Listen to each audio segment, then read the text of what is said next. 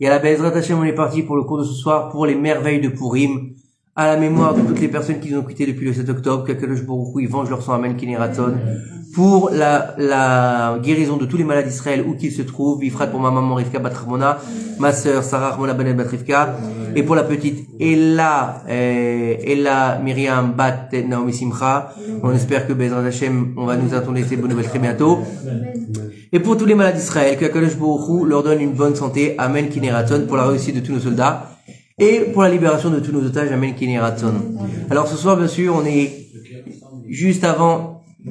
déjà que ceux qui restent en vie, ils rentrent en vie, et ceux qui sont décédés, qu'ils aient le droit à une sépulture correcte. C'est une mitzvah d'enterrer les morts. D'accord? Donc dans cette semaine où on est particulièrement attentif à ce qui va se passer, puisque c'est la semaine de Purim. Be'ezrat Hashem, jeudi soir, c'est Purim. Et donc, on va parler ce soir de Purim. On va suivre un peu le cours de la semaine dernière par rapport à ce qu'on a expliqué dans le Midrash. Mais on va avant tout commencer par les halachot. C'est-à-dire que les 4 halachot les halachot qui sont au niveau des 4 mitzvot de Purim. On va expliquer cette année, étant donné que Purim c'est jeudi soir et vendredi. C'est un peu la course. Et à Jérusalem, c'est encore différent. Ouais. Alors on va expliquer comment ça se passe. Ça s'appelle Purim Meshulash. Alors on va expliquer tout ça. Comment ça se passe? Beruchim Abaim, on vient de commencer, t'inquiète pas. On va expliquer comment on fait cette année. Alors, tout simplement, jeudi, on va jeûner. Jeûne d'Esther, il commence le matin, il finit le soir. Comment ça se passe? On commence le jeûne, à un moment où on se lève, on va à la tfila, d'accord? La tfila, il y aura le Sefer Torah, on met ses tfilines normalement le matin. Puis, ensuite, on va aller faire ce qu'on a à faire, c'est un jour ouvrable, on peut aller travailler, on peut faire ce qu'on veut, d'accord?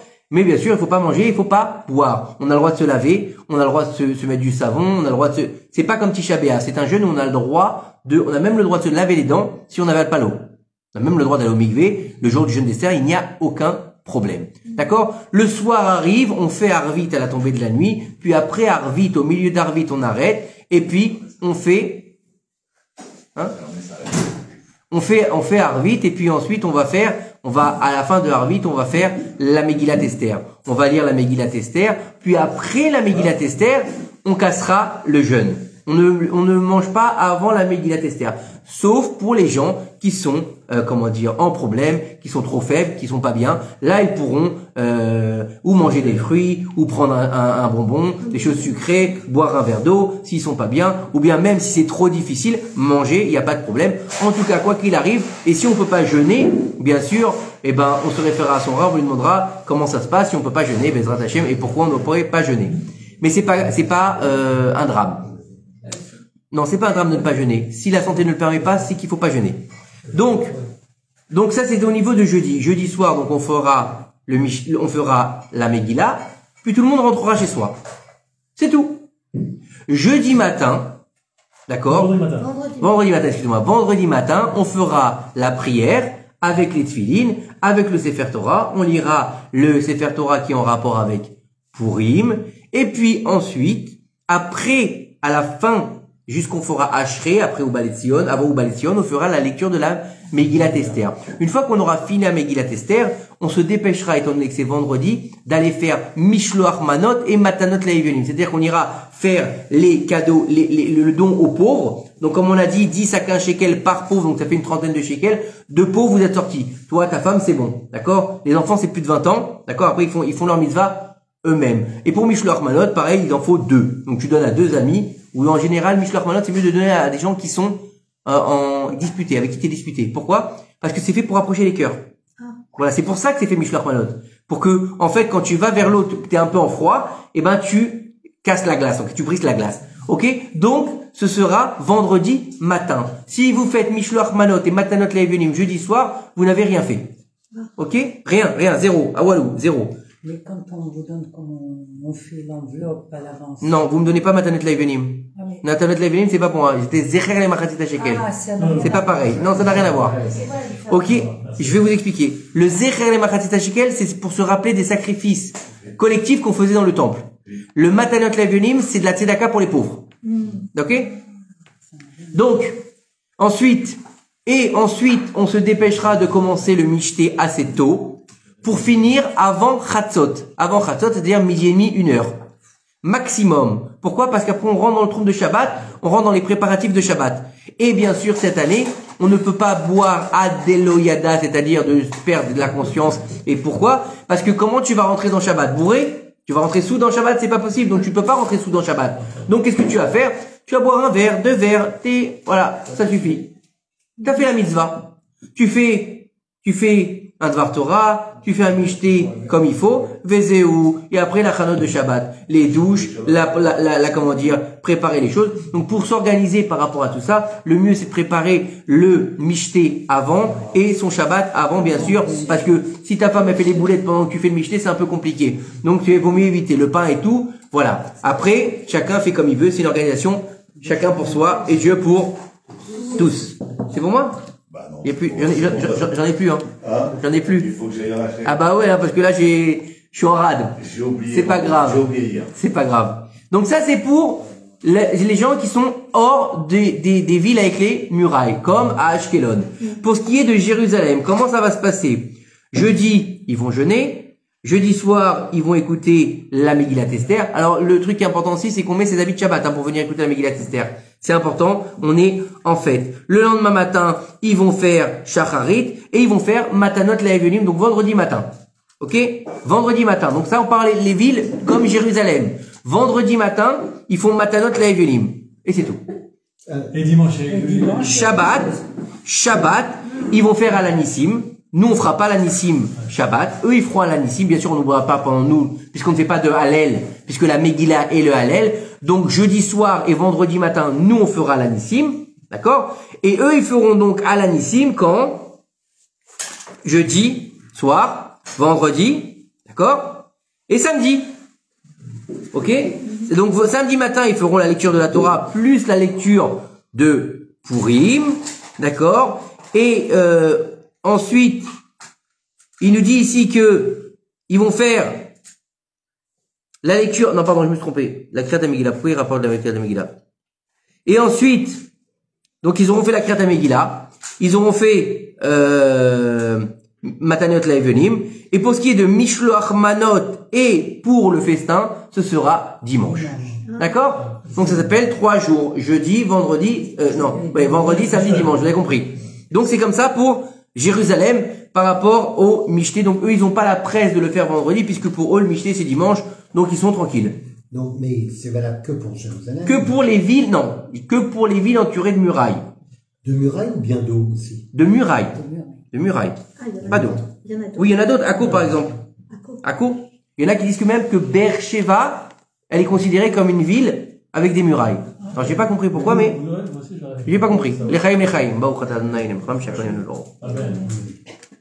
En tout cas, voilà ce qu'il en est pour les mitzvot. Donc, n'oubliez pas que toutes les mitzvot de cette fête-là, elles se font le jour. Et on se dépêchera de faire les mitzvot pour pas rentrer ensuite en retard à Shabbat et de faire le Shabbat dans la chatz et que, oui, t'as pas préparé, t'as pas fait, et le feu à la maison, donc on aura brûlé et le Mishté et le Shabbat, c'est pas la peine, on évite tout ça, d'accord? Donc maintenant, je pense que tout a été clair pour les mitzvot de Purim. Donc pour se rappeler des mitzvot de Purim, c'est les 4 mêmes. Mishloach Manot, Matanot Laevenim, Megillah et Mishté. Les 4 mêmes. À des pauvres. Tu me le donnes à moi, je le donnerai à mon fils. Mon fils, il s'en occupe. Ok? Donc, ça, c'est les 4 mitzvot qui sont obligatoires et qui doivent être faits la journée. Toutes mitzvot de Purim qui sont faites le soir sont nulles et non avenues. Quelqu'un qui rentre de la synagogue, il fait un mishté, la brioute. Il s'est fait un kiff, il a envie de sortir la demhout, la boucha et de faire un kiff avec des amis, il n'y a aucun problème. Mais il n'a pas fait le mishté. C'est pas le mishté. C'est juste un kiff entre potes. C'est juste un kiff entre potes. D'accord? Non, elle a déjà fait. Non, ceux qui n'ont pas fait, vous pouvez faire Zechalem. Ok? C'est quoi? Ça, c'est le prix des pauvres? Non, Zechalem. Pas les pauvres. Ça, c'est J'ai pas entendu. On te donnait à toi? C'est les 39 shekels. Oui, alors? Tu peux me le donner avant. Tu peux me le donner même ce soir et moi je le donne à mon fils qui le donne. Et en fait, comment on fait quand on n'a pas de pauvre? Quand on ne connaît pas de pauvre et qu'on ne sait pas à qui donner, par exemple. D'accord? C'est important. Comment tu fais? Souvent au coin des rues, il y a des jeunes qui sont en train d'attendre. Ou bien, le mieux, c'est de donner à des yeshivot ou à des gens qui sont vraiment pauvres. C'est-à-dire que les yeshivot ou les associations caritatives s'occupent de pauvres. Donc le jour de Pourim, ils redistribuent cet argent. Donc ça veut dire que par exemple, tu vas dans une association où tu sais que, ou une yeshiva par exemple, qu'ils vont s'en occuper, tu donnes à une personne, même 10 jours avant Pourim, c'est pas un problème, et le jour de Pourim, eux ils s'engagent à donner ton don. Voilà, tout simplement. Tu t'embêtes pas. C'est pas la peine que le jour même tu te mettes la rasera. Quelques jours avant, tu donnes à quelqu'un que tu connais, et lui il s'occupe de ça. Voilà, c'est tout. Ok? Voilà, ici si vous voulez, mon fils il s'en occupe avec la yeshiva, et donc voilà. Ça c'est matanot le'evionim, les cadeaux aux pauvres. Et de quoi il représente la somme? J'ai dit 10 à 15 shekels par personne. Non, il faut 2. Donc à peu près 30 shekels par personne. Voilà, à peu près 30 shekels par personne, c'est l'équivalent de une larmania avec une boisson, histoire de faire un petit repas, quoi. Vous voyez ce que je veux dire? C'est pas forcément faire un gros repas, de faire voilà, histoire d'avoir de quoi manger. Ok? Après, tu veux donner de plus? La brioche. D'accord? Quelqu'un qui pour lui un repas, c'est minimum 50 shekels, parce qu'il voit pas un repas moins que, je sais pas moi, un sandwich avec les salades, et la boisson, et le café après, et ben il donne 50 shekels. D'accord? Chacun en fonction de ses moyens. Ok? Chacun en fonction de ses moyens. Faut pas se dire, oui, non, il y a un minimum, histoire d'au moins que le type, après, le type il puisse acheter au moins une larmania, et avec une saucisse là, vous savez la saucisse plastique là, et un coca, par exemple, ça coûte combien? 10, 15 balles? Ça suffit. Maintenant, tu veux faire plus? La brioute. Maintenant, on t'a dit 2 pour sortir comment dire, pour être quitte. Tu veux en donner 10? La brioute. Plus tu peux aider de pauvres, mieux c'est. Donc, il n'y a pas de problème à ce niveau-là. Donc, ça, c'était pour les mitzvot. C'est clair? Il y a des questions? Il n'y a pas de questions? Tout à l'heure, excuse-moi. Oui. Tout à l'heure, je sais pas, peut-être que j'ai mal entendu. Tu as dit, pour le vendredi matin, tu sortais les sphériques? Ah oui, on sort un Sefer Torah pour lire vendredi matin, on fait la lecture qui est inhérente à Pourim. Voilà. Ok. Pourim, c'est une fête de la Torah ou c'est une fête des Rabbanan? C'est une fête des Rabbanan. Et on sort quand même là. Ça n'a rien à voir. Ça n'a absolument rien à voir. Il faut que tu saches que le fait de sortir la Torah comme on le fait aujourd'hui, c'est une Takanat Ezra. D'accord? Donc ça aussi, pourquoi ils ont décidé qu'on doit sortir la Torah le samedi, le lundi et le jeudi, pour pas qu'on reste 2 jours sans avoir sorti la Torah. C'est Takanat Chachamim. C'est-à-dire que tout ce que même si tu veux, même comment la Torah est coupée, vous savez, on lit Rishon, Sheni, Shlishi, c'est les Chachamim qui ont, c'est Ezra Sofer. Tout ça, c'est les Chachamim, bien sûr. Pourquoi est-ce qu'on sort la Torah? Parce que là, on va lire dans la Torah, justement, quelque chose qui est en rapport avec Amalek. Tu comprends? Voilà. Oui, le lundi et jeudi, comme il a dit. Oui. C'était surtout parce que c'était les jours de marché, donc il y avait plus de monde. Non, la vraie raison, c'est parce que on ne doit pas rester 2 jours sans lire la Torah. C'est ça la vraie raison.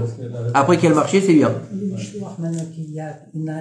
Oui, le Mishloach Manot. Si par exemple tu vas mettre 2 paquets de gâteaux, c'est pas un Mishloach Manot. Tu mets 2 boissons, c'est pas un Mishloach Manot. 2 manot. Manot, c'est quoi? C'est au pluriel. Deux choses différentes. Alors, les Mishloach Manot, c'est pas forcément 27 boîtes de chocolat là avec, vous savez ce qu'ils vendent dans les super là, 27 boîtes de chocolat, 10 bonbons. Non. En fait, à la base, faut savoir qu'à la base, à l'époque, il y a quelques années de ça, le Mishloach Manot, qu'est-ce qu'ils faisaient les gens? Étant donné que toutes ces mitzvot de Pourim sont faites pour approcher les cœurs, le Mishté, les Mishloach Manot, les Matanot Le'Evelim, qu'est-ce qu'ils faisaient les gens? Eh ben, ils préparaient un couscous avec une bouteille de vin. Un couscous, une bouteille de vin. Et là, après, qu'est-ce qu'ils faisaient? Eh ben, ils mangeaient ensemble. Vous avez compris? Ou ils faisaient une keila avec du coca. Ou ils prenaient du pain avec de la mnouhia. C'est 2. C'est pas tunisien. Non. Non. Vous avez compris? Du gefilte fish avec tu t'en vas. Donc vous avez compris? Mais je crois qu'on donnait des assiettes. Avant ils faisaient ça. Avant ils faisaient comme ça. C'était ma mâche. Oui. C'était ça, c'est ça la vraie mitzvah. On donnait des assiettes. Si vous n'êtes pas loin, vous pouvez venir, on n'a pas commencé depuis longtemps. C'est mieux de venir en direct. Alors maintenant, on continue. Maintenant, on te dit que le jour pour donner la tzedaka, toute l'année, tu peux demander des comptes. C'est-à-dire quelqu'un va venir te demander la tzedaka, Tu peux vérifier, est-ce que c'est une vraie association? Est-ce que ils sont vraiment pauvres? T'as le droit. Toute l'année, t'as le droit. À Pourim, il y a marqué, tout celui qui tend la main, tu lui donnes. Sans vérifier. Sans vérifier. Et comme toi t'auras donné, Dieu il te donnera. Comme ça, ils disent nos sages. C'est-à-dire que si quelqu'un vient et tu dis, non, et ben là-haut, il ferme tout. Voilà, vous avez compris? Voilà. Donc, c'est très important le jour de Pourim de donner tout ce qu'on peut, d'ouvrir sa table quand on peut, d'accord? Si on a envie si on connaît, si on a des comment dire, si on sait des gens qui sont seuls ou qui n'ont pas, qui savent pas faire, faut leur dire de venir. Faut leur dire de venir selon ses moyens, bien sûr. Si quelqu'un, il a une grande famille, il a pas beaucoup de moyens, il va faire un michté selon ses moyens, d'accord? Et il va avoir à peine de quoi manger, il va pas pouvoir inviter. Pourquoi? C'est pas qu'il veut pas, c'est qu'il va avoir honte. Faut pas qu'il ait honte non plus. Faut pas en faire venir une honte. Vous comprenez? Faut pas que les gens soient mal à l'aise. Sinon, ça a plus d'intérêt. Voilà. Maintenant, au niveau il y a une chose qui est très importante aussi. Étant donné que nous serons un mois avant Pessah, il est bon, le jour de Pourim, de dire une halakha sur Pessah. On dit qu'on commence l'étude de Pessah à Pourim. Pourquoi? Parce qu'il y a un mois d'écart. Et un mois avant, c'est toujours comme ça qu'on fait pour la fête à venir. Donc, ceux qui n'ont pas moyen qui savent pas étudier par exemple, et on va dire par exemple tout simplement, pour rentrer dans le Inyan, faudra manger de la matzah le soir de Pessah pour être acquitté. T'as dit une halakha? C'est une halakha, de manger de la matzah. Des oraïta, on doit manger de la matzah. C'est la mitzvah de la Torah. T'as dit ça? Combien de temps ça t'a pris? 30 secondes? T'as fini. Vous avez compris? Maintenant, quelqu'un qui sait, il va là. Et quoi qu'il arrive, bien sûr, la table doit être à misbéar. Donc ça veut dire que pendant le repas, ça dégénère pas. C'est pas les hommes, ils s'assoient avec les femmes sur les genoux, on boit n'importe comment, et vas-y, je te mets au goulot le whisky. Non, ça c'est pas chez nous, d'accord? Faut pas que ça finisse en orgie. Chas v'shalom. Faut pas que les femmes, elle a bu un petit peu et vas-y, elle va ouvrir son... Non, chas v'shalom. Non, mais malheureusement, ça existe. Je vous dis clairement, moi je vous dis, je l'ai dit samedi, j'ai un ami, il m'a dit, une année, j'ai tellement bu, d'accord? Il m'a dit, j'étais sous, d'accord? Et on sait très bien que c'est Nirnas dayin yotse sod. Il rentre le vin, il sort le secret. Mais qu'est-ce que t'as à l'intérieur? Il va sortir. Il a insulté sa femme toute la soirée. Toute la soirée. Il a fait pourrir lui. Il aurait mieux fait de se prendre la corde d'Aman. Moi, j'en connais un qui était sous, il a béni tout le monde. Bon, écoutez, c'était pas pourrir, c'était Simchat Torah. C'était Simchat Torah. Normalement, faut pas travailler. Après, si t'as pas le choix, tu vas être viré ou quoi que ce soit, tu peux. Mais comment tu vas pouvoir travailler vendredi alors qu'il faut aller écouter la Megillah? Jeudi? Oui, t'as le droit de travailler jeudi. Oui, aucun problème. Oui. Vendredi, pour ceux qui travaillent, c'est des fous. Pourquoi? Parce que non seulement il faut aller faire la fila, il faut ensuite écouter la Megillah, il faut faire Mishloach Manot, il faut faire Matanat Le'evenim, il faut faire le Mishté. Où tu vas travailler? Et il faut se préparer pour Shabbat. Et quelqu'un qui boit pas du tout d'alcool, il est obligé. Non. Il y a aucune obligation. Quelqu'un qui ne supporte pas l'alcool. Si déjà il boit un demi-verre ou même pas un quart de verre, il est déchiré, il va vomir, il boit du coca. Il boit du coca. Il n'y a pas aucune obligation. Et il y a une chose. Oui. Doigt dessus. Hein? Doigt dessus. Qu'est-ce que c'est ça? Le dé. Non, les dés, c'est, si tu veux, tu joues. Si tu veux, tu joues. En général, tu joues. Ça, c'est un nada, c'est nada. Daniel, c'est bien pour mais il faut avoir non, ça, c'est, écoutez, s'il vous plaît. Chacun fait ce qu'il veut. Chacun fait ce qu'il veut. C'est des coutumes, c'est des histoires. Chacun sa famille. Chacun ses histoires. Il y a là. Vous êtes avec moi? Donc c'est pas pour Pourim, si? Tu veux jouer au dé, joue au 2, tu veux jouer au poker, joue au poker, chacun fait ce qu'il veut. Normalement, c'est un problème. Après, chacun fait ce qu'il veut. Je vous dis clairement, chacun fait ce qu'il veut. C'est un problème de jouer au jeu d'argent, mais après, on peut pas interdire. Si tu joues en hobby comme ça, encore, c'est Yesh Mekelim. D'accord? Yesh Mekelim. Si, c'est des problèmes, il y a des problèmes. Il y a beaucoup de problèmes derrière les jeux d'argent. J'ai appris la route ce dimanche, c'est pas si simple que ça. Maman, c'est pas si simple que ça. Après, le casino, c'est un problème. Le casino, c'est un problème. Zenikra Gezel, le casino. Sachez bien, j'ai appris la halakha ce dimanche. Rochen Mishpat, c'est pas de moi. Rochen Mishpat, il dit, le casino, c'est Gezel. Voilà. Du vol. Du vol. C'est entre les enfants, je parle. Alors, le loto et tout ça, c'est... Et c'est encore, je vous dis, on peut pas rentrer dans tout ça ce soir. Bekitsour, chacun fera ce qu'il lui plaît. Et moi, je suis là pour juger personne. On est là pour parler de Pourim, on n'est pas pour parler poker. Non, c'est-à-dire que je parle pas des adultes, je parle des enfants. Oui, laisse-les jouer au dé, les enfants, laisse-les jouer au dé, laisse-les jouer au dé, laisse-les jouer au Pokémon. Ils avaient des noyaux d'abricot. Eh ben, laisse-les. ils organisent les bingos, les bisous. Aujourd'hui, c'est encore autre chose. Aujourd'hui, tu veux leur donner des noyaux d'abricot, ils vont te les jeter à la figure, James. Des noyaux d'abricot, il m'a dit celui-là. Si c'est pas 50 €, ils vont pas être contents. On avance? Allez, on avance. Yalla. On a fait la lachote, c'est bon pour toi, Yann? Ok. Maintenant, au niveau de Purim, il y a, quand on regarde bien l'histoire de la Megillah, on a l'impression qu'on rentre dans quoi? Dans une pièce de théâtre. On a l'impression qu'on est en train de vivre une pièce devant nous. On a l'impression qu'on est à la Comédie Française. D'ailleurs, il y a même un auteur français qui en fera une pièce de théâtre. Racine. Il a fait Esther. Ah oui. Il a fait Esther. Ça a été représenté à la cour. Esther. C'est Racine. C'est Racine. Ah non, c'est pas Molière. Non, c'est pas Molière. Molière, il a fait le bourgeois gentilhomme, il a fait d'autres. J'ai vérifié, t'inquiète pas. Le malade imaginaire. Non, le malade imaginaire, il ressemble un peu à Aman. Mais c'est encore autre chose. Vous pourrez plutôt voir dans la figure de Sganarelle, mais c'est encore une autre histoire. Mais en tout cas, ils en ont fait une pièce de théâtre. Et à tel point que même nos sages nous disent que quand est-ce qu'a commencé le théâtre chez les Juifs? Parce que le théâtre, c'est Goy. Le théâtre, ça vient de la Grèce antique. Et la Grèce, elle a dévoilé en fait le théâtre. Pourquoi? Pour représenter les dieux. C'est pour ça qu'ils mettaient des masques à l'époque. Ils représentaient les déesses et les divinités, Zeus, Athéna, etc.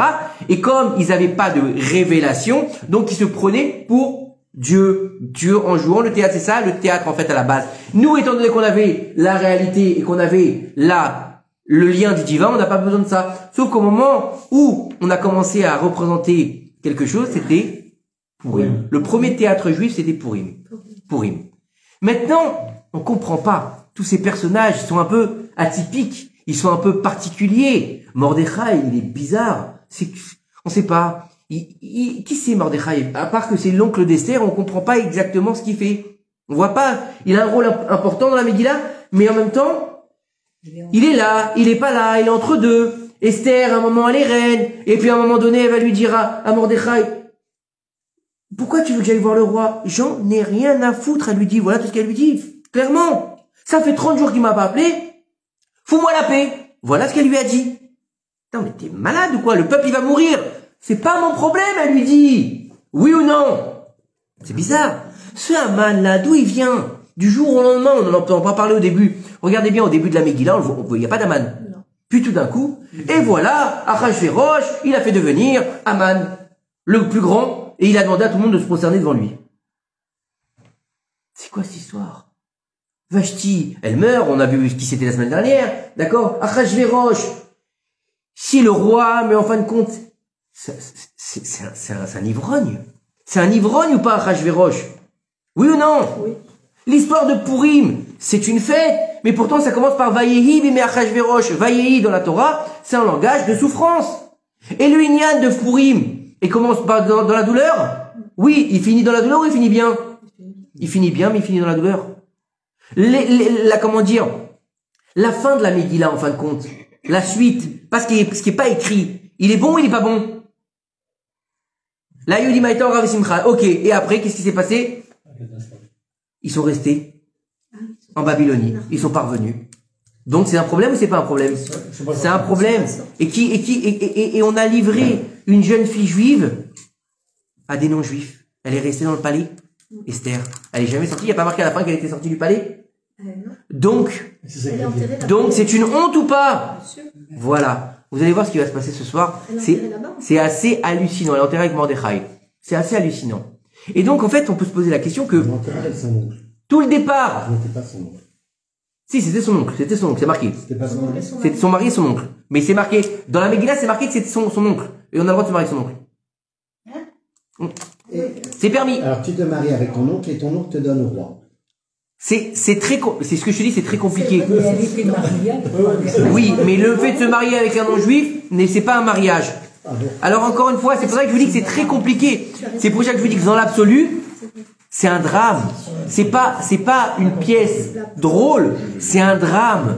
C'est une comédie dramatique, la pièce d'Esther. Vous comprenez? Soyez avec moi, vous allez comprendre.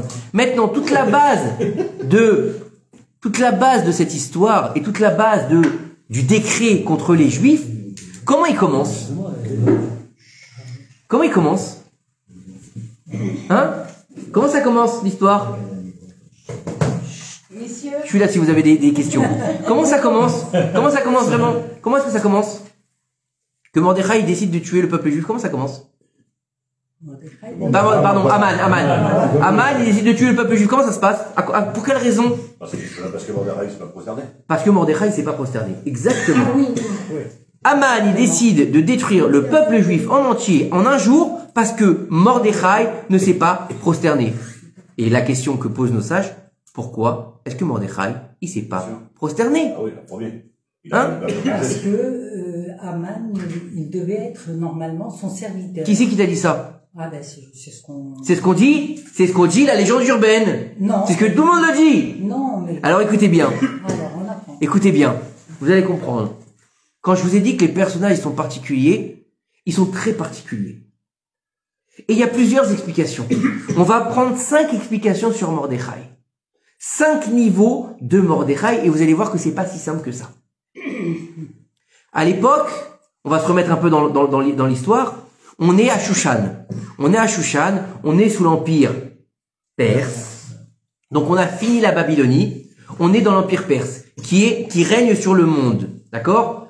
On est entre la destruction du premier temple et la reconstruction du deuxième temple. Les 70 ans d'exil. D'accord? On a passé Nebuchadnezzar, on a passé Évil machin, et on a passé Belshazzar. On a passé Darius, on a parlé de Koresh, et on est à Achashverosh. C'est très compliqué.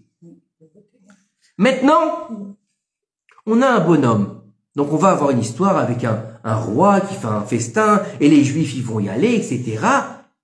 Mais dans la Megillah, est-ce qu'il y a marqué pourquoi il s'est pas prosterné? C'est marqué nulle part. Ça l'aurait coûté quoi de marquer pourquoi est-ce que Mordechai il s'est pas prosterné? Ça aurait été plus simple. Mordechai il s'est pas prosterné parce que Aman il avait une sale tronche. J'en sais rien. Oui ou non? Ça aurait été plus simple? Non. Il s'est pas prosterné et à côté de ça, il peut pas tuer Mordechai. Pourquoi il peut pas tuer Mordechai? Tue Mordechai, on n'en parle plus. Non, il peut pas tuer Mordechai parce qu'il a entendu qu'il était juif. Puis après, il va définir qu'il faut qu'il tue tout le peuple entier. Tu peux pas tuer un individu, mais tu peux tuer le peuple. Et là, tu vas pouvoir tuer Mordechai. C'est bizarre quand même. C'est tordu. Vous allez comprendre. Alors écoutez, regardez bien ce que nous dit Rashi Akadosh. Rashi, il va nous donner une explication, il va nous dire, pourquoi est-ce que Mordechai ne pouvait pas se prosterner devant Aman? Parce que Mordechai était un prophète. Et Mordechai, il avait le Ruach HaKodesh. Et étant donné qu'il avait le Ruach HaKodesh, il connaissait les pensées de Aman. Donc, étant donné, il n'y a aucune interdiction de se prosterner devant un homme. Faut le savoir. Mais, devant une idole, oui. Devant une idole, c'est interdit. Devant un homme, c'est pas interdit. Mais, attends, il était idolâtre, alors c'est pas grave. Écoutez bien. Étant donné que Mordechai, regardez bien ce que dit Rashi, étant donné que Mordechai est prophète, il sait, en fait, les pensées d'Aman. Et il nous dit que, en fait, Aman se considérait comme un dieu. Donc, si Aman se considérait comme un dieu, il n'a pas le droit de se prosterner devant lui. C'est pas devant un homme, c'est devant un dieu. Donc, ça s'appelle de l'Avodah Zarah. Donc, ces gens-là se considèrent toujours... C'est ce que nous dit Rashi. Écoute bien, c'est ce que nous dit Rashi, c'est pas de moi. Donc, ça veut dire qu'il a la prophétie. Par Ruach HaKodesh, il peut définir ce qui n'est pas écrit. Et donc, forcément, il peut mettre en avant le fait de ne pas se prosterner devant Aman, puisque lui, les prophètes, et pas le reste du peuple. Ça, c'est la première explication de Rashi. Deuxième explication de Rabbi Avraham Ibn Ezra. Il va nous dire quelque chose de tout simple. Il va nous dire, Mordechai, c'est un Talmid Chacham. Mordechai, il fait partie du Sanhedrin. Mordechai, c'est un érudit en Torah, donc il connaît la halakha. Et Aman, quand il paradait dans les rues de Suse, d'accord? Il avait des habits, donc, de royaux, on va dire, puisqu'il était premier ministre, donc il avait des habits de premier ministre particuliers. Mais en plus de ça, il avait cousu son idole sur son vêtement. Donc le fait de se prosterner devant lui, c'était se prosterner devant son idole. Donc là, c'est pas de la prophétie, c'est de la halakha. Halakha, elle te dit, t'as pas le droit de te prosterner. C'est les 3 avérotes, tu n'as pas le droit ni de faire de l'idolâtrie, ni d'aller avec une femme mariée, ni de tuer quelqu'un. Il vaut mieux te laisser tuer plutôt que de le faire, oui ou non. C'est des 3 péchés capitaux. Si on te dit fais de la avodah zara ou on te tue, tu dois te laisser tuer. Si on te dit couche avec une femme mariée ou on te tue, tu te laisses mourir. Si on te dit tue quelqu'un ou on te tue, tu te laisses abattre. Donc ça veut dire que Mordechai connaît cette halakha. Donc il est hors de question qu'il se prosterne devant Aman. Donc ça c'est un Talmid Chacham. Donc on dit d'une part il est prophète, une part il est peut-être prophète, il est peut-être, on est dans la peut-être, hein, peut-être prophète, peut-être Talmid Chacham parce que c'est marqué nulle part. C'est que des midrashim qui nous rapportent tout ça. C'est marqué nulle part. Il y a marqué dans la Megillah que Mordechai il était prophète. Non. Là-bas il y avait un juif qui s'appelait Mordechai. Le fils de machin, le fils de... Oui ou non? C'est tout ce qui est écrit. Rien d'autre. Et on sait qu'il est juif. Mais c'est tout. On sait qu'il est Rav. On l'appelle pas Rav Mordechai. Non. Nachon? On l'appelle Mordechai. Écoutez bien. Maintenant, faut savoir que, à cette époque-là, à l'époque de Achashverosh, il y avait une bataille terrible entre les juifs d'Eretz Israël et les résidents de la Samarie. Comme quoi, ça n'a pas beaucoup changé, hein. Quel était, et vous allez voir que ça a encore moins changé parce que vous allez voir le Inyan de la confrontation. C'était la reconstruction du temple de Jérusalem. Je vous dis, il n'y a rien qu'à changer. Et, qui étaient les représentants royaux de la Samarie et de Israël? Chez les Juifs, c'était Mordechai. Et chez les non-juifs, c'était Aman, qui avait été envoyé vers Achashverosh, qui à ce moment gouvernait le monde, pour demander, d'une part, la reconstruction du temple, et de l'autre côté, de ne pas reconstruire le temple de Jérusalem, de ne pas redonner aux Juifs leur lettre de noblesse, et de faire monter Amalek pendant que le Juif, il est en bas, comme on l'a expliqué Shabbat. Vous vous rappelez ou pas? C'est la même chose. Donc vous comprenez maintenant où on va? Donc, en fait, Aman et Mordechai sont tout simplement des notables. C'est ni un rabbin, c'est ni un prophète, c'est un notable. Il a été envoyé comme émissaire du roi pour demander des droits pour les Juifs d'Eretz Israël. Donc c'est pas forcément religieux. Peut-être pas. C'est quelqu'un qui travaille au gouvernement. C'est l'origine d'Amalek. Oui, non, je parlais de Mordechai. Donc on sait pas qui c'est. Non, mais là, moi, je parle d'Amalek. Je parle de Mordechai. Tu me mets la tête en vrac, là. Il y a déjà assez de noms. Vous êtes d'accord avec moi ou pas? Donc, il est pas... Oui, mais ça contredit Rashi, ça contredit... Attends, toutes les explications sur Mordechai, c'est dans les Midrashim. Mais c'est pour ça que c'est faux. Donc, ça peut être... Non, mais tu vas voir, attends, vous allez voir, on arrive. Et il y a un cheminement, vous inquiétez pas. Maintenant, écoutez bien. Donc, tout ça, c'est pour ça il se prosterne pas parce qu'il est prophète, et c'est un dieu, il se prosterne pas parce que c'est un Talmid Chacham, et donc interdit de se prosterner devant une idole, il se prosterne pas parce que c'est un notable et l'autre c'est un notable, donc il n'y a pas de raison qu'il se prosterne devant lui. Justement, cette fameuse histoire que quand ils sont partis pour aller voir Achashverosh, l'autre il avait plus de quoi manger, et donc il s'est vendu en tant qu'esclave à Mordechai pour qu'il lui donne des vivres, et où ils ont écrit le contrat, qui s'est vendu en tant qu'esclave. Alors il y en a qui disent un qui était sur la cuisse et un qui dit qu'il était sous la chaussure de Mordechai. Et donc c'est pour ça qu'à chaque fois il lui levait le pied et il lui montrait voilà le contrat, je veux pas me prosterner devant toi. D'accord? Et le deuxième il disait il tapait sa cuisse comme ça. Il y a un midrash qui disait il tapait sa cuisse à chaque fois que Aman il passait devant lui.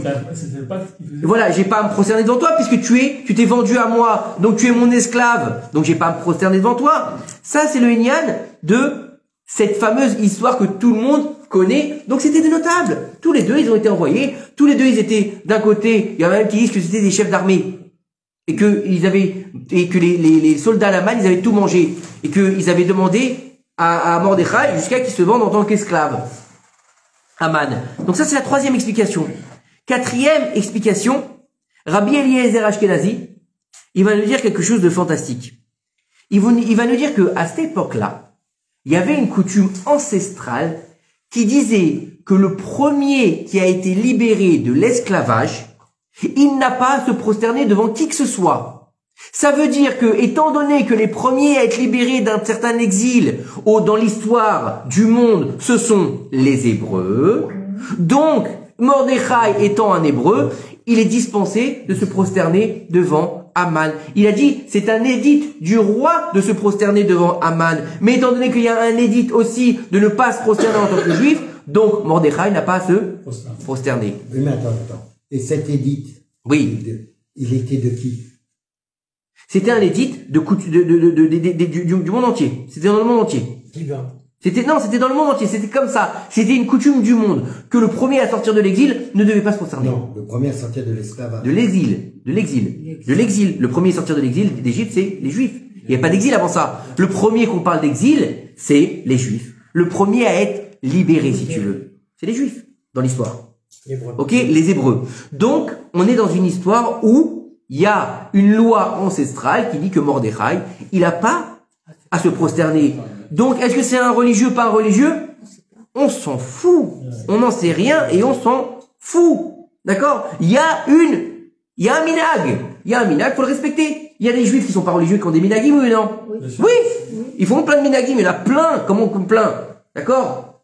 Il y en a plein qui sont pas forcément religieux, mais ils ont des minagim. Tu touches au minag, ils te coupent la tête. Pourquoi?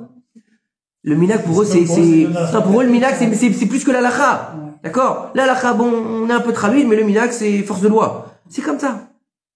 Maintenant, écoutez bien, la dernière explication, il nous dit que il était ni prophète, ni Talmid Chacham, ni il était notable, ni il y avait une coutume.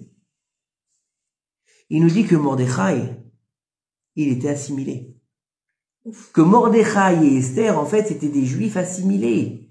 Et qu'ils étaient tellement loin de l'histoire qu'ils se considéraient même pas comme des juifs. À tel point que Mordechai, il venait du Mordouk, qui était le dieu de l'époque, et que le nom d'Esther, elle s'appelait pas Esther, elle s'appelait Hadassah. Elle s'appelait Hadassah. Esther. Esther, ça vient de Istar, qui était une déesse de l'époque de la Perse. Donc, c'est pas des religieux. C'est des gens qui sont assimilés. À tel point qu'elle va lui dire, je me suis pas concerné, moi, pourquoi tu veux que moi, je vais aller voir pour les juifs, je vais risquer ma vie pour des juifs, je m'en fous, moi je suis la reine. Et il va lui dire, attention, c'est pas parce que tu es dans le palais que tu vas pas être déporté. Voilà ce qu'il lui a dit. Tous les juifs, ils vont être déportés, même ceux qui sont assimilés. Voilà ce qu'il lui dit Mordechai. Il est obligé de la menacer. Pourquoi il la menace? On l'a vu, ça. D'ailleurs, comment il s'appelle Mordechai dans la Megillah? Il s'appelle Mordechai. Regardez bien la Megillah. Ish Yehudi, il y avait un homme juif. On sait qu'il est juif. Aya Beshushan, il était à Shushan. Et après, tout le long de la Megillah, on va l'appeler Mordechai, Mordechai, Mordechai, Mordechai, Mordechai. Et vers la fin de la Megillah, on l'appelle Mordechai à Yehudi. On change complètement le texte. Il devient Mordechai le juif. Donc il a fait teshuva. Donc, il y a quelque part une teshuva. Maintenant, ça va plus loin que ça. Ça veut dire que Mordechai, quelque part, il se prosterne pas parce qu'il n'est pas concerné, parce qu'il y a une coutume, parce que c'est un notable, parce que c'est un Talmid Chacham, et parce que c'est un prophète. Dans l'absolu. Ça va nous apprendre quoi? Tous ces midrashim, en fait, ensemble. On va les mettre ensemble. On va faire un package de tous ces midrashim. Eh ben, ça veut dire que, en fait, dans tout juif, même s'il est assimilé, il y a quelqu'un qui respecte les coutumes. Et il est aussi un notable dans son pays. C'est-à-dire qu'il est sioniste. Il est sioniste. Il est sioniste. Il vient pour reconstruire quoi? Le temple. C'est pour quoi faire? Pour ça, il nous dit. Roselyne, où est-ce qu'on va? Qu'est-ce qu'il y a marqué? On revient à Tzion. Qu'est-ce qu'il y a à Tzion? Il y a mafia Neyman? Non, il n'y a pas une mafia. Entre autres, c'est bon. Les borécas au chocolat, ils sont terribles, la mafia Neyman. Mais on revient à Tzion, pourquoi? Si c'est pas pour reconstruire le temple. C'est une prophétie. Et les vieux et les vieilles reviendront à Tzion pour s'asseoir sur les bancs. Et on reconstruira Jérusalem. Ouais. Donc, il est sioniste. Donc, quand chaque juif assimilé, il y a une part, même s'il est très loin, il a une part de coutume avec son peuple, il a un attachement à son peuple, quel qu'il soit, comme on le dit, les juifs de Kippour. Alors, c'est vrai que toute l'année, ils font rien. Ils sont assimilés. Ils arrivent à Kippour, il a 5 heures. Ils sont parfumés, ils sont lavés. Mais ils viennent. Mais ils viennent. Ils viennent. Ça veut dire quoi? C'est-à-dire quelque part, t'es lié à ton peuple ou pas? T'es lié. Pourtant t'es assimilé. Pourtant il est marié à Christine.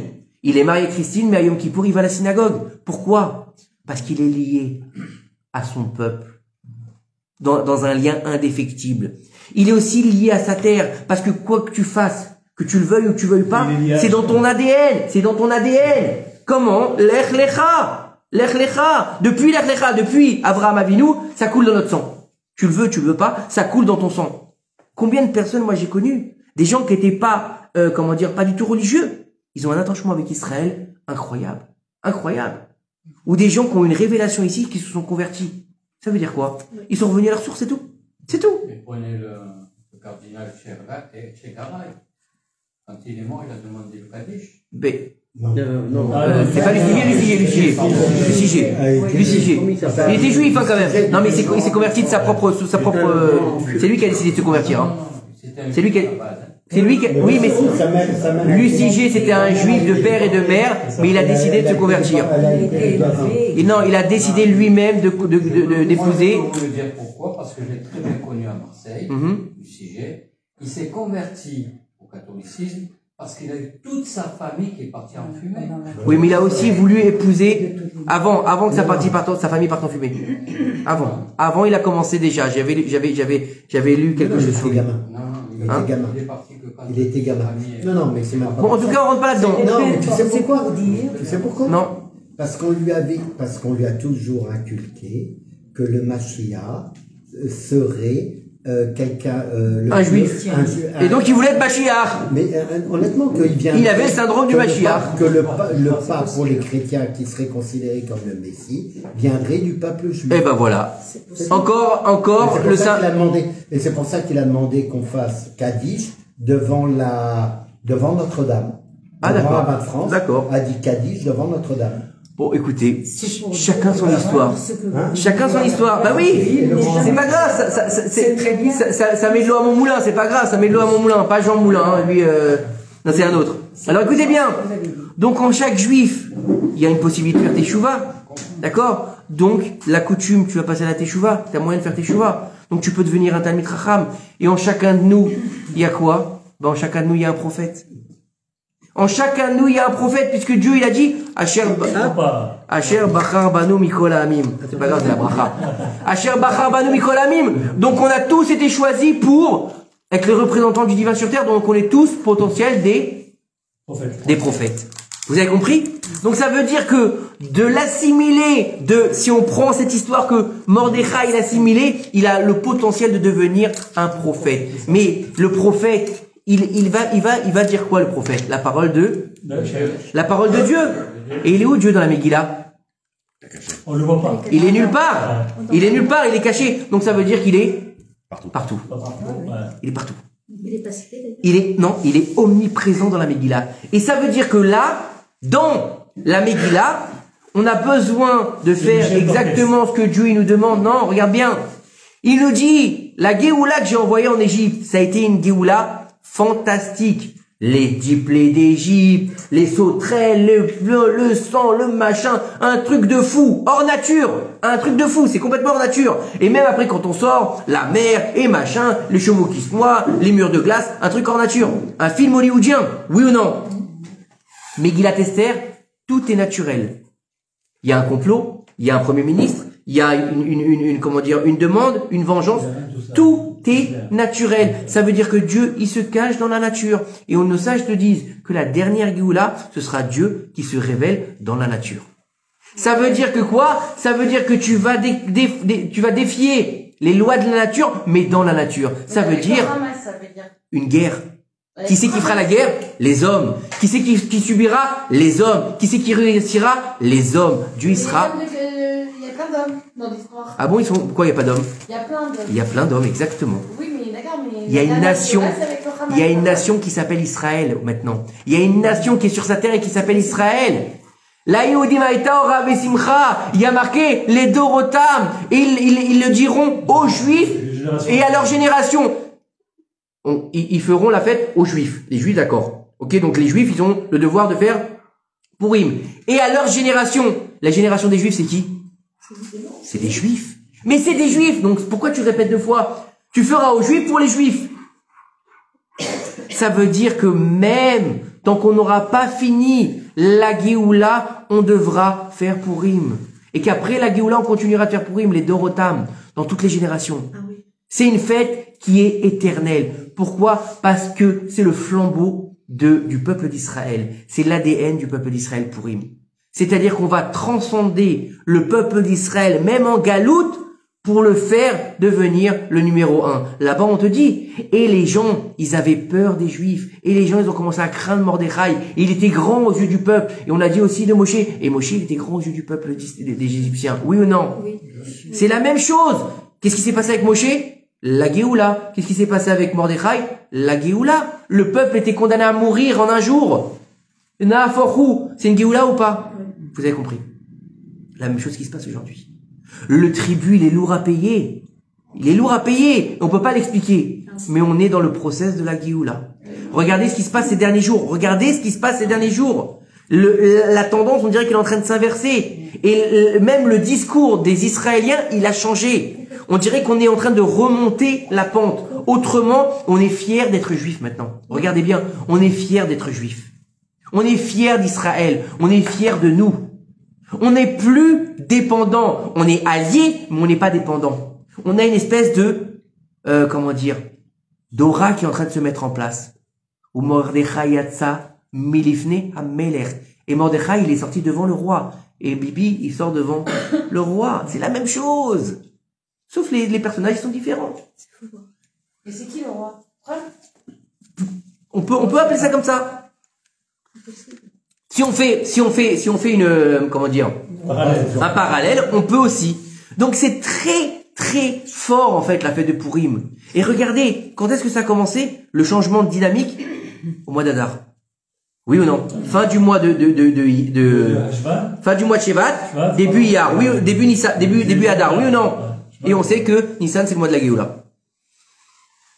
Il y a quelque chose. Est-ce qu'on va avoir le mérite avec l'aide de Dieu? Alvaï. Mais maintenant, on n'en sait rien. En tout cas, on est dans une dynamique de Géoula. Il faut y croire. C'est très dur. C'est très violent. Comme une maman qui accouche. Ah oui. Et c'est très difficile. Les dernières contractions, c'est les plus violentes. Et c'est exactement la même chose. On est quelque part de très loin, de très fort. Faut être patient. La patience, elle a ses limites aussi. Il y a pas de limite. Non. Le Moshe Rabbeinu. Pas chez le juif. Pas chez le juif. Il est descendu. Pas chez le juif. Déborah, pas chez le juif. Pas chez le juif. Pas chez le juif.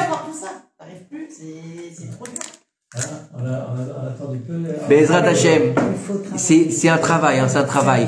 C'est un travail de longue haleine. C'est très difficile. Celui qui dit que c'est pas difficile aujourd'hui, c'est un menteur. C'est très difficile. Avec la plus grande émoula que tu peux avoir, quand t'entends qu'il y a 4 cercueils qui sont revenus, c'est difficile. Quand tu entends qu'il y a des bébés qui sont partis, c'est difficile. Quand tu entends, là, ce qui s'est passé il y a 2 semaines, mais le jour même du 7 octobre, il y en avait des bébés là-bas qui ont été tués, hein.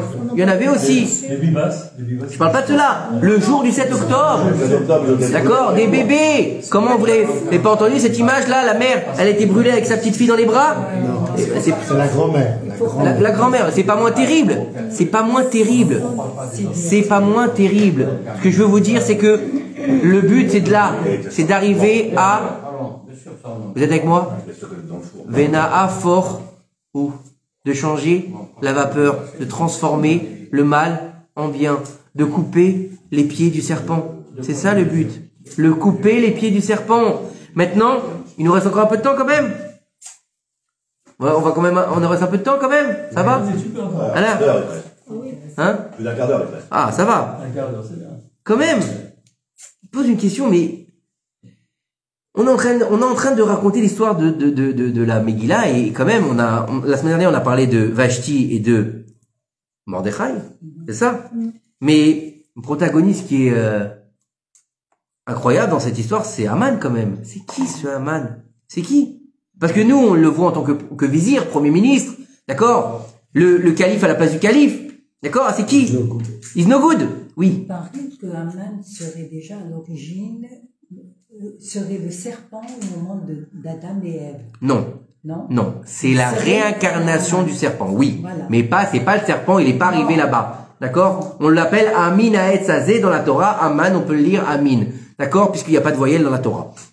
La source dans la Torah, c'est là-bas. Comme à Hanouka, il n'y a pas marqué Hanouka dans la Torah, mais le 25e mot de la Torah, c'est Or.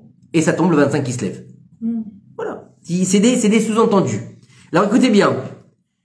Haman, il vivait dans un trou paumé. C'était un petit village tout pourri. D'accord? C'était il y avait un homme qui vivait, il s'appelait Aman ben Amedata Agagi, fils du Amedata de la tribu de Agag, donc arrière-petit-fils du roi de Amalek, qui était un descendant d'Éliphaz, le fils de Esav. D'accord?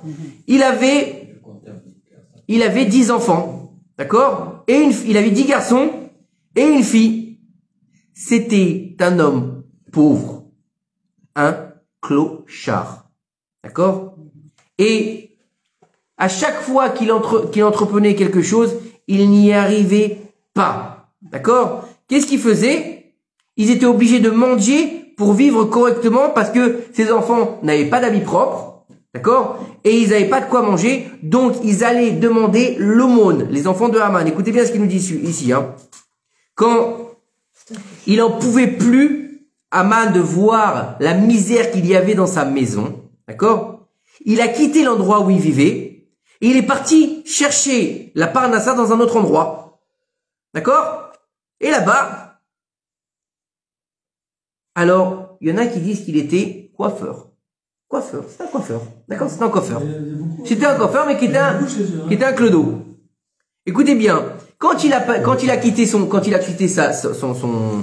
village, il a rencontré là-bas des gens qui lui ont dit que le ministre des armées, il cherche des gens qui veulent se battre dans la guerre, et qui payaient très très bien, d'accord? Paye très bien pour devenir soldat, en fait. Deviens soldat, tu vas prendre un bon paquet d'oseille. Haman, il a dit en son cœur, peut-être que c'est le moment, il est venu pour moi, d'accord? Qu'est-ce qu'il a fait? Engagez-vous, qui disait, il s'est enrôlé dans l'armée. Il s'est enrôlé dans l'armée, il a gagné beaucoup d'oseille, d'accord? Et il a amené cet argent-là à sa femme et à ses enfants pour qu'ils arrêtent de mendier, d'accord? Qu'est-ce qui s'est passé? Donc avec les autres, il s'est jeté dans la bataille. Il a été dans une guerre qui était très très très très dure, d'accord? Et un jour, il a même failli passer. D'accord? Et ouais. Et un jour, il était dans le désert. Et il avait soif. Il avait faim. Il en pouvait plus. Il a demandé à ses amis de lui donner un petit peu d'eau et un peu à manger pour qu'il puisse survivre. Et ils lui ont rien donné. Ils l'ont renvoyé comme un chien, exactement. Il était presque au moment de mourir. Voilà le fameux Midrash. Il était presque au fameux de mourir, d'accord? Et qu'est-ce qui s'est passé? Il a vu des Juifs dans le désert. Quand les Juifs, ils ont vu qu'il était en train de mourir, d'accord? Qu'est-ce qu'ils ont fait? Ils lui ont donné un peu de pain, et un peu d'eau, d'accord? Pour qu'il puisse retrouver sa force, d'accord? Et non seulement il lui a, attendez bien, regardez bien ce qu'il dit ici, le Rav. Donc on est toujours dans Otsar Agadot Anach, ok? Du Rav Rabbi Israël Yaakov Kaplov, ok? On est toujours dans les mêmes livres.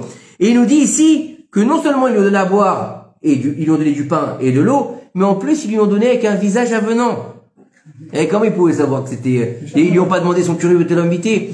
C'est qui ton père? Agag? Non, laisse tomber, on va pas te donner à boire, à manger. Ils lui ont pas demandé. Ils ont vu un clochard qui était en train de mourir, ils lui ont donné. C'est ça le chesed des Bnei Israël. D'accord? Ouais, mais bon, qu'est-ce que tu veux? Une fois qu'il a retrouvé ses esprits, écoutez bien ce qu'il nous dit ici. Une fois qu'il a retrouvé ses esprits, il leur a dit, vous m'avez sauvé de la mort. D'accord? Et moi, j'ai rien sur moi.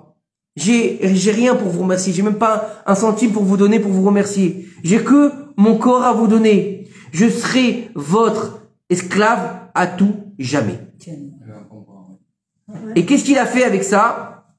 Il a fait une petite entaille dans sa main et il a écrit ça avec le sang qui est sorti. D'accord? Il a écrit ça sur une feuille de papier, il nous dit ici. Moi. Donc avec son sang, écoutez bien ce qu'il nous dit ici le Rav. Avec son sang, sur une feuille de papier, bon ça devait être un parchemin, d'accord? Il a écrit comme ça. Moi, Haman, fils d'Amedata, je suis obligé d'être votre esclave à tout jamais. Et il a donné ce papier aux Juifs qui lui ont sauvé la vie et ils se sont séparés. Il a écrit tout ça avec son sang, il en avait beaucoup de sang. Hein. Ben oui. Entre-temps... Ils l'ont pas retrouvé ce papier. Attends 2 secondes, je sais pas, je suis avec toi. Entre-temps... Les gens qui étaient avec Aman, ils ont réussi à battre leurs ennemis, d'accord? Et ils sont revenus avec Aman, ils ont pris Aman, ils sont revenus et ils ont récupéré leur argent. Et Aman, il était content, il avait son argent, il est rentré à la maison, il a donné à sa femme et ses enfants, mais très vite, il s'est retrouvé encore une fois sans le sou. Fauché, encore une fois. Donc tout ce qu'il faisait, il réussissait pas. C'était un clochard. Il a dit à sa femme, écoute-moi bien. On peut pas vivre comme ça dans ce village pourri. D'accord? Je vais aller dans un autre endroit. Peut-être que là-bas, il va changer mon mazal. Peut-être que ça va être mieux. Peut-être que dans la grande ville, là-bas, il y a beaucoup de gens qui vivent. Je vais trouver un bon travail. D'accord? Et on mourra pas de faim. Il aurait mieux fait de crever de faim. Qu'est-ce que vous en pensez? Ouais. Sa femme, elle lui a dit, allez, va-t'en. Et il a pris un peu d'affaires et il est parti chercher son chemin, chercher son mazal. Voilà comme il nous dit le Rav ici. Son mazal. Ouais, pas sa femme, bon, si vous voulez. Il a dit mazala, il dit ici. Il dit ici mazala. Sur le chemin, il a eu de la chance. Il a trouvé un grand trésor. D'où ça? Dans un trou. Dans un trou, vous imaginez? Le mec, c'est un clochard, du jour au lendemain, il marche dans la rue, il trouve un trou, il trouve là-bas le trésor. Il s'est dévoilé à lui le trésor des rois de Yehuda et des trésors du Beth Amikdash. C'est marqué là, hein, je le découvre en même temps que vous, hein, je vous rappelle.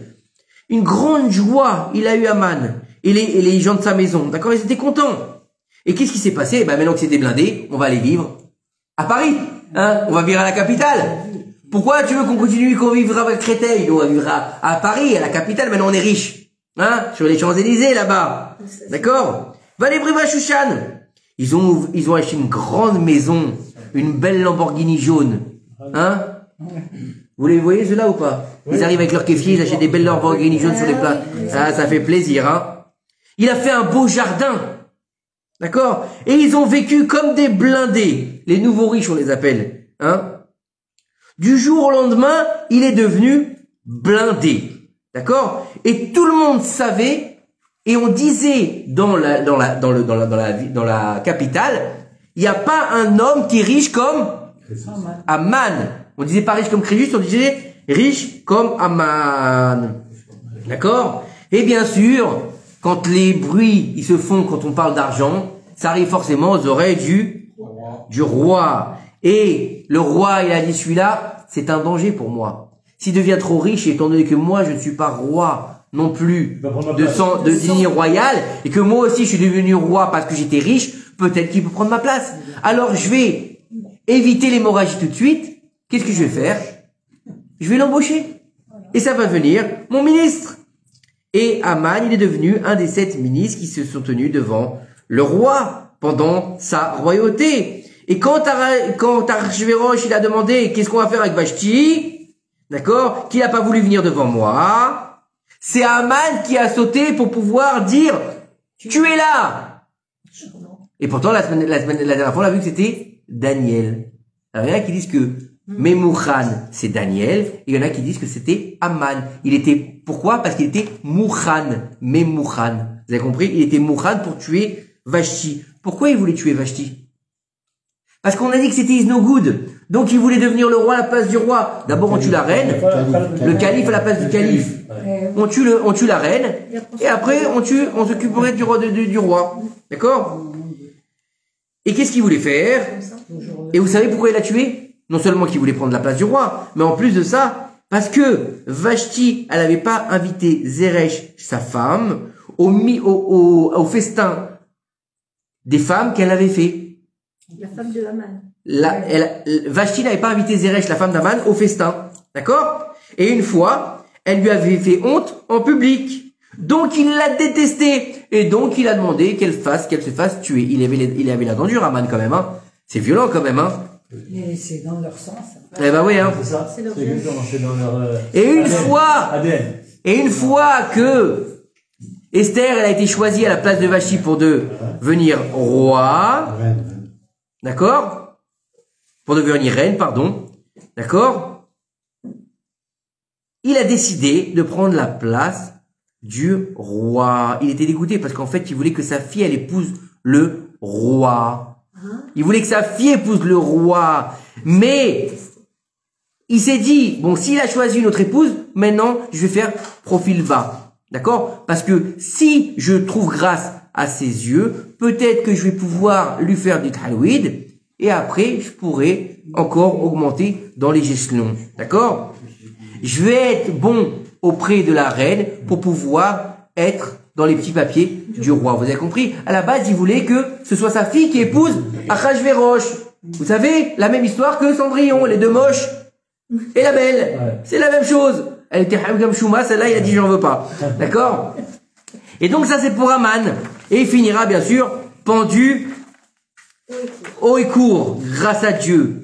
Mais on attend de finir ou pas? On a encore un petit peu de temps? Vas-y, Je voudrais juste qu'on parle quelques minutes parce que comme je... Qui a trouvé ce trésor? Dans un trou, il y a marqué ici. Mais à quel endroit toi? Ah là, j'en sais rien, tu me poses trop de questions. En tout cas, Là, vous l'avez perdu. je voudrais juste qu'on finisse avec quand même l'actrice principale de l'histoire de la Megillah. On peut pas passer cette Megillah sans parler de la reine Esther. La reine Esther, faut pas oublier une chose, c'est que Esther, elle a donné sa vie pour sauver le peuple d'Israël. Comme je vous dis, c'était une honte. On a livré une femme juive aux mains d'un non-juif. Elle est restée dans le palais. Mais vous savez, ça c'est l'explication première. L'explication première, c'est quoi? On a livré une femme aux mains des non-juifs. Et le Zohar HaKadosh, il dit, écoutez bien, ça c'est violent. C'est d'une violence extraordinaire. À partir de l'histoire de Purim, on a livré la Shekhinah aux mains des non-juifs. La Shekhinah, c'est une femme, on l'a livrée aux mains des non-juifs, et c'est pour ça qu'elle sera toujours aux mains des non-juifs jusqu'à la venue du Mashiach. Oh là là. Et donc, il faut la sortir de là-bas. Ouais. Et ça, c'est notre rôle à nous, Vena, Forou. Là, là, faut- Vous avez compris? C'est violent ou pas? C'est très violent. Parce que chaque personnage, il a une incidence sur les sphères célestes. Et c'est pour ça que toute cette histoire, elle est dans quelle sphère? La sphère de... La sphère et du Yesod et de la Malchut. Toute l'histoire de Purim, elle tient sur la débauche sexuelle, donc la Brit Mila, donc la sphère de Yesod, qui entre dans la Malchut. Toute l'histoire, elle tient à Melech, le roi, le roi, le roi, le roi. Donc ça veut dire que le Zman de Purim, c'est un Zman de dévoilement du roi. Ouais. Vous avez compris? Il s'appelle Comment comment? on va sortir Le roi Mashiach. Voilà. Non, mais comment on va sortir la Shekhinah? Quand on aura libéré le roi. Quand on l'aura mis sur son trône. Vous avez compris? Donc toute cette histoire, en fait, c'est un prétexte pour pouvoir, encore une fois, dévoiler des sphères célestes. Comme on l'a vu avec Abraham. Abraham, c'est pas simplement un bonhomme, c'est la sphère du Chesed. Comme on l'a vu avec Yitzhak, c'est pas simplement un bonhomme, c'est la Goura. Vous avez compris? Etc., etc. Donc on va encore une fois passer dans des sphères qui vont nous permettre de se rapprocher de la Géoula Shlema. Donc c'est-à-dire la Malchut. La Malchut, la dernière sphère, la Malchut. Celle qui doit dévoiler la royauté divine. Où ça? Pas dans les cieux. Sur Terre. Sur terre. C'est pour ça, c'est pas si vous avez fait attention, vous avez déjà regardé l'arbre des sphères célestes? Jamais. La Malchut, elle est en haut, elle est en bas? Normalement en bas, non? Elle est tout en bas. Ah ouais? Elle est tout en bas, c'est la dernière. Donc elle est plus proche de Ah, nous. c'est pour ça que c'est la fourche. Elle est plus proche de nous. Non, elle est plus proche de nous, du ciel. Non, de nous. Pourquoi? Mashiach, il vient où? Dans les cieux ou sur terre? Sur terre. Vous avez compris? La Malchut, on va passer de Chochma, Bina, Da'at, les trois sphères maîtresses, donc le Olam Abba, qui va descendre sur terre. Mais on va descendre en palier. Donc plus haut, c'est Chesed, Abraham, Yitzhak, et tac, tac, tac, tac, tac, jusqu'à arriver à Yosef, qui va permettre par le Yesod, donc par le sceau du roi, Le sceau du roi, ça s'appelle chez nous la Brit Mila, et chez les non-juifs, ça s'appelle Sharvit Azahav, le sceptre d'or. Vous avez compris? Vous avez compris ou pas? Et donc, il va dévoiler ce qu'on appelle la Malchut. Où? Ici sur terre. Ça s'appelle Mashiach. Vous avez compris? C'est l'avènement messianique par rapport à la fête de Purim. La Yehudi Maïta au Rav et Simcha. Dans la joie. Dans la joie. Vous avez compris? Donc, on est dans quelque chose de fabuleux. C'est une fête exceptionnelle.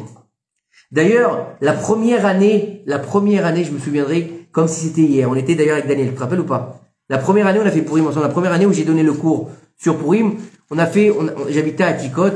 Il y avait une petite maison comme ça. Je sais pas combien on était. Mais on était beaucoup. Je crois que j'ai jamais autant eu d'élévation spirituelle. Je vous dis franchement, c'est pas de la gava, je vous dis franchement, que ce jour-là. On a eu des Dvar Torah de ouf. Tu te rappelles ou pas? Il y avait une ambiance dans la maison. Pourtant, il y avait des gosses partout. Je sais plus combien on était. Au moins une vingtaine, non? C'était plein, hein. Il y en avait partout, hein. Il y en avait dedans, il y en avait dehors. Il y avait de l'alcool, il y avait tout ce que vous voulez. Il y avait une élévation spirituelle, il n'y a pas eu un problème, il n'y a pas eu rien. Pas un problème de signe, pas un problème de rien. D'accord ou pas? Ça a été un jour exceptionnel. Une élévation comme jamais j'ai vécu. C'est Purim. C'est la plus grande élévation. Qu'est Purim? Comme Purim. Donc on va finir sur Esther quand même avant. On peut pas quitter la fête de Purim puisque on n'aura pas de cours sur Purim. D'autres, puisque c'est le dernier cours avant jeudi. Bezrat Hashem. Mais il se passe quand même quelque chose de bizarre avec ce qu'on a vécu actuellement. Pourquoi ça se passait pas bizarre la Megillah?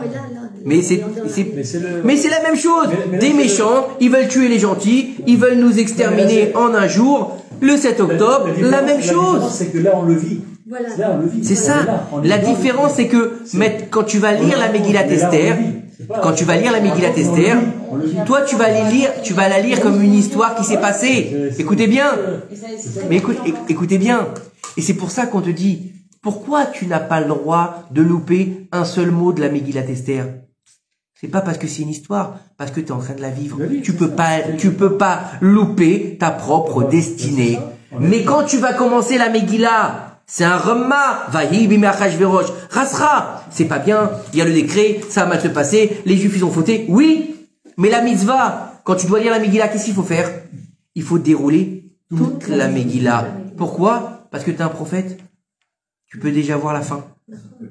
Tu vois déjà, regardez ce qui saute aux yeux dans la Megillah. Dans la Megillah, qu'est-ce qui saute aux yeux? Quand tu déroules ta Megillah, toute la Megillah, elle est écrite de la même taille. Toutes les colonnes sont écrites de la même taille. Sauf les 10 fils d'Aman qui ont été pendus. Et tout de suite, quand tu vas ouvrir ta Megillah, tu vas tomber sur la pendaison des 10 fils d'Aman. Donc tu sais déjà qu'à la fin, tu as gagné. Donc tu sais déjà qu'à la fin, le peuple d'Israël, il a gagné. Donc tu es un prophète, tu sais qu'à la fin des temps, tu auras gagné. La Yehudi Maïta au Rav et Simcha. Il y a de la lumière. Il y a de la lumière et il y a de la joie. Donc à toi de mettre de la lumière et de la joie dans ta vie. Si tu perds la joie et si tu perds la lumière, tu auras fait gagner tes ennemis. Et d'ailleurs, écoutez bien, l'essence même du peuple d'Israël, il s'appelle le rire. Yitzhak. C'est pas, écoutez bien, Yitzhak. C'est pas au présent. Parce que nous, on dit tous, pourquoi il s'appelle Yitzhak? Parce qu'elle Hari. Donc on pense à un passé. Pas Hari, Elle Hari. C'est pas vrai. Yitzhak. C'est du futur. Il rira. Il rira bien. Vous avez tout compris. Donc ça veut dire quoi? T'es un prophète. Yitzhak, c'est quoi en plus de ça? Yitzhak, c'est il rira. Mais ensuite, c'est Yotse Chok. C'est celui qui sort des limites de la nature. Donc dans la nature de la fête de Purim, tu vas dévoiler le hors nature. Dieu n'apparaît pas, mais il est là. Vous avez compris? Il est omniprésent, omnipotent, mais invisible à l'œil. Ça s'appelle le hors nature. Et ça s'appelle les Mouna. Oui, bien sûr. On va pas parler d'Esther. Hein. Quoi? Pourquoi on a perdu... Parce qu'on a perdu le Beth Amikdash. Parce que Dieu il est en galoute. Alors, vous voulez qu'on finisse sur quoi? C'est pas mal, hein, on finit sur Esther. On est bon là. Allez, on finit une petite Esther quand même. Deux petites secondes. T'as bien fini là. On va juste histoire, c'est pas très long. Je vous fais juste le Michté de Purim, le Michté de Esther. Esther, elle va inviter Aman et Achashverosh à son michté. Aman et Achashverosh, exactement. Et il va lui dire, écoutez bien, il y a une phrase qui est très, très, très forte. Quand elle va lui dire, qu'est-ce que tu veux, Esther? Qu'est-ce que tu veux, chérie? Qu'est-ce que tu as besoin? Il lui dit, demande-moi ce que tu veux, mais me demande pas jusqu'à la moitié du royaume. Tu me demandes ce que tu veux, mais pas jusqu'à la moitié du royaume, ça veut dire quoi? C'est pas normal. C'est quoi cette histoire? Il lui répète 2 fois. Le premier fois et le deuxième fois. Atratia malchut. Il lui dit, Atratia malchut et tenlach. Kol asher tevakshi. Tout ce que tu veux jusqu'à la moitié du royaume, je te le donne. Plus que ça, tu n'auras pas. Pourquoi il lui dit ça? Oui. C'est bizarre. En même temps, Écoutez bien ce que nous dit ici Laura, on va finir là-dessus, vous allez voir, c'est exceptionnel. D'accord? Vous allez comprendre maintenant que tout est impliqué dans la même chose, que ce soit à l'époque de Vashti, à l'époque des persécutions et à notre époque. Écoutez bien. Qu'est-ce que tu veux, Esther? Il lui a demandé, ma chère femme, jusqu'à la moitié du royaume, je te le donne, tout ce que tu veux. Rien qu'une seule chose, il lui a dit. Ne me demande pas une seule chose. Il lui a dit à Achashverosh, à Esther, qui était en face d'elle. Écoutez bien ce qu'il nous dit ici le Midrash. Ne me demande pas quoi. Ne demande pas, surtout pas, de reconstruire le temple des Juifs. Ne me le demande pas. Pourquoi? Parce que j'ai promis aux peuplades qui sont là-bas, d'accord, de ne pas reconstruire le temple des Juifs. Et ils m'ont promis que, étant donné que je leur ai promis de ne pas reconstruire le temple des Juifs, qu'ils ne se révolteraient pas contre moi. Donc si je te le donne, je perds ma royauté. Vous avez compris? Quand elle a entendu ça, Esther, elle a dit dans son cœur, il n'est pas bon que je rappelle ici maintenant que je suis juive. Si je vais rappeler devant lui le Beth Amikdash, il va se mettre en colère, il va comprendre que je suis juive et il ne fera rien pour annuler la Xéra, le décret. Encore? Et donc, je vais attendre que les Juifs y continuent à prier à Kadosh Baruch Hu et qui demandent son aide. Et donc, là, elle a demandé quoi? Elle a demandé de venir avec Aman une deuxième fois pour qu'il vienne. Et Achashverosh, il a accepté et lui a promis de venir. Là, c'est la clé de voûte de la Megillah. C'est là qu'on est sauvé. Écoutez bien, le deuxième michté. D'accord? Il faut crier, il faut crier. Elle est revenue, elle était contente, elle était heureuse. Elle a dit, j'ai bien parlé devant le roi. D'accord? Elle a dit la reine. J'ai emmené aussi Aman. Mais pourquoi je l'ai choisi que lui? Écoutez bien, je l'ai choisi, lui, Aman, et personne d'autre. Pourquoi personne d'autre? Il avait 7 ministres. Pourquoi tu choisis pas un des 7? Pourquoi tu choisis Aman? Pour que, écoutez bien, la force d'une femme juive. Parce que lui, c'est le serpent déjà. Écoute bien, pour que s'éveille en Achashverosh une pensée que je préfère Aman à lui. Donc je le rends jaloux. Je vais susciter la jalousie du roi.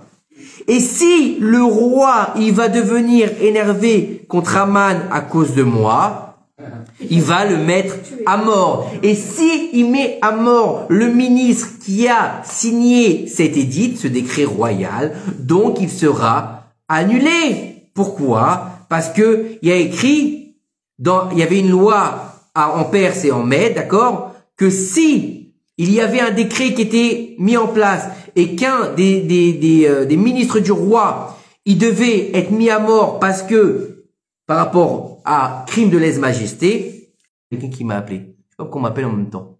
Pourtant, je me mets en pas déranger. Je sais pas comment on fait pour annuler.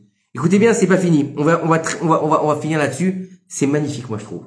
Je trouve que la fête de Purim, ouais, et je vous dis franchement, on n'a pas été loin parce que je crois qu'il y a plus de 150 pages rien que de Midrash de Purim. Voilà, tout ça, c'est que sur Purim. Il y a plus de 150 pages que sur Purim. C'est le dernier livre de Otsara Anar, Otsara Agadot Anar. C'est exceptionnel. Et ils sont venus le soir, venir au michté d'Esther. Ils sont venus, regardez bien, c'est pas un repas, c'est un michté. Michté, c'est l'ishtot. On va pour s'enivrer, on vient boire. On va t'oublier. C'est à boire qu'il nous faut, comme disait l'autre. Quand ils étaient bien, d'accord?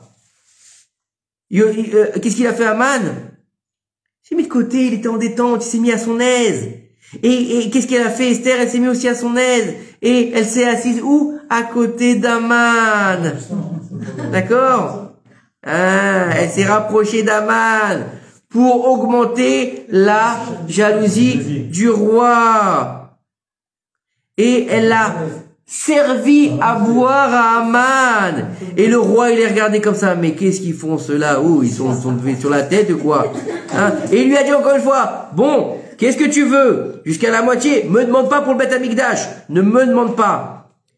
Et elle lui a dit, donc c'était le premier, ça c'était le premier du Michté. Donc elle lui a dit, je vais les inviter une deuxième fois. Et demain, je ferai la même chose. Et quand il sera au comble de comment dire, la jalousie, je lui dirai demain. Donc ça c'était le premier Michté. Le deuxième Michté, d'accord?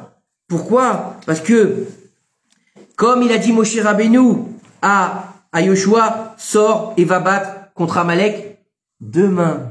Demain. Pourquoi elle a dit demain et pas aujourd'hui? Elle a appris de Moshe Rabbeinu. Sors contre Amalek en guerre demain. Elle a dit demain je vais le faire tomber. Et le lendemain, elle les a réinvités et elle était contente parce que son plan était très bien fait parce que elle avait attisé la jalousie du roi. Le roi était déjà en colère contre Aman. Le soir, il va rêver que Aman lui prend sa couronne. Et donc, il va se passer que les choses vont se mettre en place pour que le lendemain, au moment où les pièces de puzzle sont à ce moment-là en place, maintenant, elle va pouvoir lui montrer le puzzle avec ce fameux Aman qui veut détruire le peuple d'Israël. Et grâce à Dieu, elle fera en sorte qu'il sera détruit. D'ailleurs, regardez bien les paroles. Là-bas, il y a marqué que Aman, il est tombé sur le lit où se trouvait Esther. Et le roi, pendant ce temps-là, il était parti où? Dans le jardin, respirer parce que Aman, il puait. Non! Il puait les excréments parce que sa fille, elle lui avait renversé les excréments sur lui. Ça sentait mauvais. Donc, il est allé respirer. Quand il est revenu, Aman était tombé sur le lit pour demander à Esther de le sauver. Et là, il lui a dit à Achashverosh, il lui a dit comme ça, c'est marqué, vous allez faire attention quand vous allez lire, ça ne suffit pas de vouloir tuer ma femme, maintenant tu veux essayer de la violer dans ma maison.